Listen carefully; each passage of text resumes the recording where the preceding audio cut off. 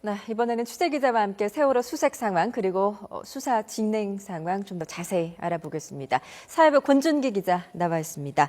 네, 권 기자. 네. 오늘 일단 그 진도 해역의 기상 상황은 나쁘지 않은 것 같은데요. 지금 수색이 어떻게 진행이 되고 있는 겁니까? 그렇습니다. 이 어제 같은 경우는 대조기가 끝났는데도 불구하고 이 파도가 높게 치고 바람이 거세게 일어서 어제 잠수 시간이 그리 길지가 못했습니다. 예. 하지만 오늘은 좀 조류 상황도 괜찮고 기상 상황도 나쁘지 않은 편입니다. 오늘 새벽 잠수를 해서 희생자 6명을 추가로 수습을 했고요. 예.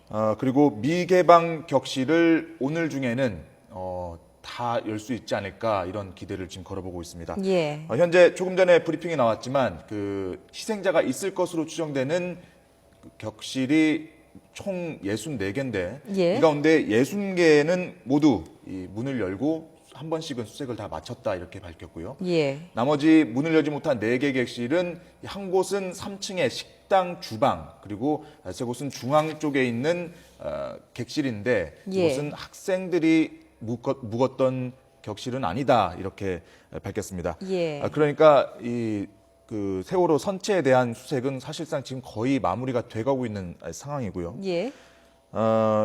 오는 7일부터는 다시 이제 소조기가 돌아옵니다. 그러니까 이때부터는 한 번씩 수색을 마친 다음에 예. 좀 더 희생자들이 여전히 있을 가능성이 높은 곳을 중심으로 재수색을 진행을 하겠다 이런 계획을 세우고 예, 있습니다. 지금 이제 종합해 보면은 64개의 격실이 있었는데 거의 다 열어봤고 이제 4개만 지금 미개방 개방을 네. 하지 못했다는 건 아니겠습니까? 그렇습니다. 주로 3층에 있는 4개 격실을 아직 수색하지 못했다는 얘기인데 네. 식당하고 주방 쪽이었나요? 식당이 예. 아니라 식당 옆에 있는 주방을 예, 못 예, 열었고 예. 그리고 중앙 쪽에 있는 객실 3개도 못 열었다. 그런데 지금 이미 문을 개방한 곳 가운데도 문은 열었지만 장애물들이 너무 많아서 못 예. 들어간 곳도 있기 때문에 사실 60개를 그 문을 열었다고 해도 모두 수색을 마친 상태다 이렇게는 볼 수 없고요. 예. 하지만 지금 점점 조류 상황 오늘 같은 경우도 조류 상황이 괜찮기 때문에 일단은 좀 더 속도를 낼 수 있지 않을까 이렇게 예, 일단 기대를 보고 있습니다. 오늘까지는 일단 모든 격실문을 다 개방해서 수색을 하겠다는 방침인 것이죠. 그렇습니다. 근데 아직까지 이제 좀 안타까운 것은 아직 60명이 돌아오지를 못하고 있다는 것인데요. 그렇죠. 그 희생자가 유실됐을 가능성 참 구조 당국이 우려를 하고 있지 않습니까? 그렇습니다. 사실 그 세월호 이 선체에 대한 수색이 진행이 될수록 예. 이 구조 당국의 고민은 사실 희생자 유실 가능성 때문에 지금 고민이 깊어지고 있습니다. 예, 예. 말씀하신 대로 여전히 찾지 못한 실종자가 60명이나 되고요.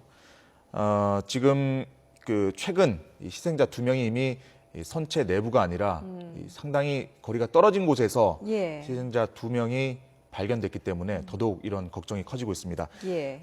희생자가 발견된 위치를 그래픽으로 준비했는데요. 보시는 것처럼 4월 30일에는 2.4km 서북 방향으로 떨어진 곳에서 발견이 됐고요. 그리고 예. 그제 5월 2일에는 남동 방향으로 4km 정도 떨어진 곳에서 희생자가 발견이 됐습니다. 예. 정반대 방향이고요. 이거는 조류가 밀물 썰물 때 오가는 그 조류 방향이 그 서북 방향 그리고 남동 예. 방향으로 지금 오가고 있기 때문에 희생자들이 이렇게까지 밀려난 상황. 예. 그렇게 그래도 볼 수가 지금 있습니다. 그 시신 유실 그 방지선을 해놓은 그 이내에서 지금 다 발견이 된 거죠. 그렇습니다. 그렇긴 한데 지금 표시된 대로 침몰 지점 근처에는 닷자망도 쳐놓고 쌍끌이 어선도 지금 계속 수색 작업을 벌이고 있습니다. 예. 하지만 지금 그 희생자뿐만 아니라 조금 전 이 대책본부 브리핑에도 나왔지만 유류품들, 신발, 가방, 옷가지 등등 지금 상당히 떨어진 이미 섬 근처에서 지금 발견이 되고 있기 때문에 예. 이 사실 걱정이 점점 커지고 있는 거죠. 희생자 그 됐을 수 있는 희생자들을 찾는 게 상당히 어려운 거고 특히나 지금 이렇게 희생자 유실 방지 시스템이 지금 마련됐는데도 불구하고 계속 나왔다는 거는 이런 방지 시스템이 제대로 작동하지 않는 게 아니냐 이런 걱정. 또 한 가지는 애초에 사고가 발생했을 당시에 유실됐던 희생자들이 지금 발견되고 있는 게 아니냐 하는 걱정도 나오고 있는 상황입니다. 예, 그렇군요. 일단 이제 조금 전 범정부 사고대책본부의 브리핑 내용에 따르면 선체 인양 작업은 나중에, 그러니까 그렇습니다. 일단은 실종자 수색에 전념을 다하겠다라는 것 아니겠습니까? 그렇습니다. 지금 단계에서는 인양을 논할 단계가 아니라는 겁니다. 일단은 아직 60명이나 선체에 남아있기 때문에 이 희생자들을 모두 수습하는데 일단은 최대한 예. 이 노력을 다하겠다. 게다가 인양하는 데는 상당히 시간이 걸릴 수밖에 없기 때문에 이 섣불리 인양을 착수하겠다, 하겠다 이런 얘기를 할 수가 없는 상황입니다. 그렇기 때문에 예. 일단은 15일까지 1차 수색 1, 2, 3차 모두 통틀어서 이 수색 작업을 마무리하겠다는 계획을 세워놓고 있기 때문에 예. 일단 한 열흘 정도 남은 기간 동안 최대한 이 선체 내부 수색을 집중할 계획입니다. 일단 개방이 된 격실에 대해서는 그 수색이 그렇게 어렵지는 않은 상황인 건가요? 개방을 한 곳도 이 사실은 이 안에 장애물 때문에 예. 어려움이 있고요. 그리고 예. 특히나 이 선체 내부에 진입했을 때는 그 층마다 좀 다르긴 합니다만 2인 1조 잠수사 가운데 한 명은 뒤에서 이 호스를 잡아주고 있는 그런 상황이라서 예. 사실상 한 명에서 잠수사 한 명이 지금 객실 내부에서 예. 장애물들을 치우고 희생자들을 찾는 그런 작업을 하고 있습니다. 그렇기 때문에 더더욱 이 속도가 나지 않는 측면, 또 예. 어려운 측면들이 있는 겁니다. 아직까지 좀 시야도 좀 흐릴 테고요. 그렇습니다. 아무래도 잠수사들의 좀 피로도도 한계에 다다르지 않을까, 또 이렇게 시간이 흘러가면서 그런 또 걱정도 들고 있습니다. 잠수사들에 대한 어떤 대책들이 특별히 마련이 된 게 있습니까? 네, 지금 잠수병에 걸리는 잠수사들이 쑥쑥 늘어나면서 일단 구조당국에서는 하루에 한두 차례 이상은 일단 잠수를 못하도록 그렇게 조치를 취해놨습니다. 예. 하지만 실종자 가족들 입장에서는 답답할 수밖에 없는데요. 지금 어떻게든 3교대로 계속해서 투입할 수 있도록 좀 조치를 취해달라 이렇게 요청을 했고, 예.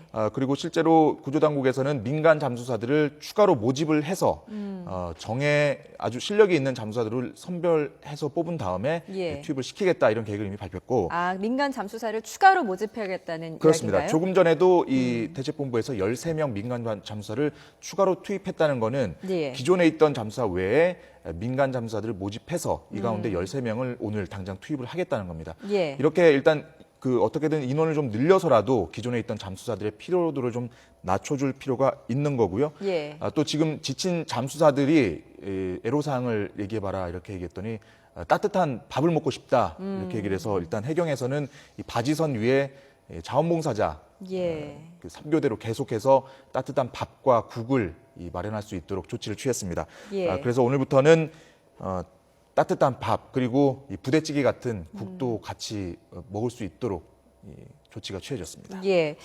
이제 민간 잠수사들이나 이제 잠수 사들에 대한 좀 의료진이나 이런 것도 좀 충분히 마련돼야 되는 게 아닌가라는 또 생각도 그렇습니다. 듭니다. 또 예. 그 위에 감압 챔버도 설치가 예. 되긴 했지만 워낙 지금 하루에 여러 차례 들어가는 것뿐만 아니라 이미 시간이 보름이 지나고 이렇게 수색 작업이 길어지면서 이 피로도가 굉장히 심하다고 합니다. 그래서 지금 뭐 먹는 것뿐만 아니라 의료 시스템도 상당히 지금 잘 갖춰져야 되는 그런 상황입니다. 예, 그렇군요.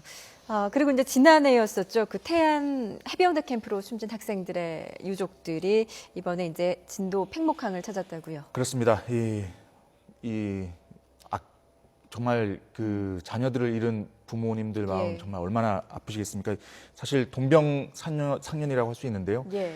작년 7월에 있었습니다. 이 태안 해병대 캠프 사고가 이 사건이 발생한 지가 지금 1년이 채 안 됐기 때문에 아직 상처가 다 아물지 않았을 텐데 예. 어제 어머니들이 진도 팽목항을 찾았습니다. 이 어머니들 얘기 들어보니까 작년에 이 태안 해병대 캠프 사고도 예. 자경미달 교관이 또 아이들을 바다에 넣어놓고 나몰라라 제대로 손 쓰지도 않았던 것 이번 세월호 참사와 너무 비슷하다 닮아 있다 너무 가슴이 아프다 이렇게 얘기를 했는데 예. 사실 여기에 와서 할 수 있는 게 없는 걸 알지만 그냥 손잡고 같이 울어주기만이라도 하겠다 해서 어제 왔는데요. 어제 어머니들의 얘기를 한번 직접 들어보시죠. 해병대 캠프 때 저희 아이들이 고등학교 2학년이고 바다에서 실종됐다가 사망됐는데 단원고 학생들도 고등학교 2학년이고 바다에서 실종됐고 똑같잖아요. 저는 우리 아이들이 2번 죽었다라는 생각이 드는 거예요. 그냥 똑같잖아요. 고등학교 2학년 나이에다 바다에서 그때 죽었고. 그래서 저는 단원고 사건이 단원고 학생 학부모 얘기가 아니라 내 얘기고 우리 해병대 캠프 가족들 얘기고 그래서 그냥 있을 수가 없었어요. 예, 남의 얘기가 같지 않고 내 얘기 같다라고 이제 동병상련을 하는 말씀이셨습니다. 검찰 수사도 한번 짚어보겠습니다. 지금 어떻게 진행이 되고 있죠? 네, 조금 전 김범한 기자가 목포지청에서 진행 중인 수사를 얘기했고요. 이 물류부장 남모 씨 구속영장 청구돼서 오늘 영장 발부 여부가 오후에는 결정될 것으로 보입니다. 예. 어제 이 청해진 해운, 이 인천지검에서 진행 중인 수사는 어제 청해진 해운 대표인 김한식 대표를 어제 재소환해서 수사를 했습니다. 예. 일단 귀가를 시켰고요. 예, 세월호 불법 증축 그리고 과정 문제를 비롯해서 횡령, 배임 같은 경영상 비리에 대해서도 캐물었습니다. 예. 특히 유병헌 회장이 경영에 관여했는지 수사를 했는데 YTN이 어제 단독 보도했던 이 높낮이 모임, 이 유병헌 회장이 사실상 이 계열사 사장단 회의 같은 걸 통해서 이 그룹을 실질적으로 지배했다라는 증언이 나왔는데요.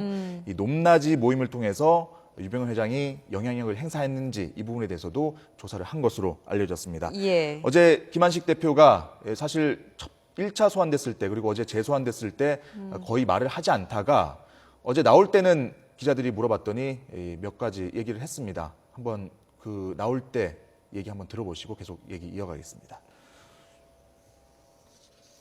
너무 정말 젊은 아이들이 희생돼서 정말 죄송하고요. 어떻게 드릴 말씀 없고 유가족이나 희생된 분들한테 더라고 말씀드릴 게 없습니다. 정말 죄송합니다.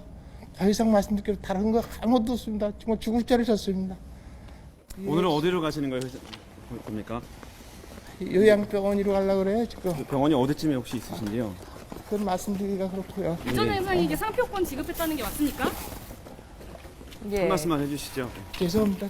보니까 뭐 재소환 들어갈 때는 좀 부축을 해서 들어갔던 것 같은데 멀쩡하게 나오네요. 그렇습니다. 지금 첫날 사고 당일 청해진 해운에서 사과할 때 그리고 1차 소환될 때 그리고 어제 재소환될 때 검찰에 들어갈 때까지만 해도 부축을 받고 나왔는데 어떻게 된 일인지 검찰 조사를 받고 나올 때는 저렇게 혼자서 멀쩡하게 걸어서 나왔습니다.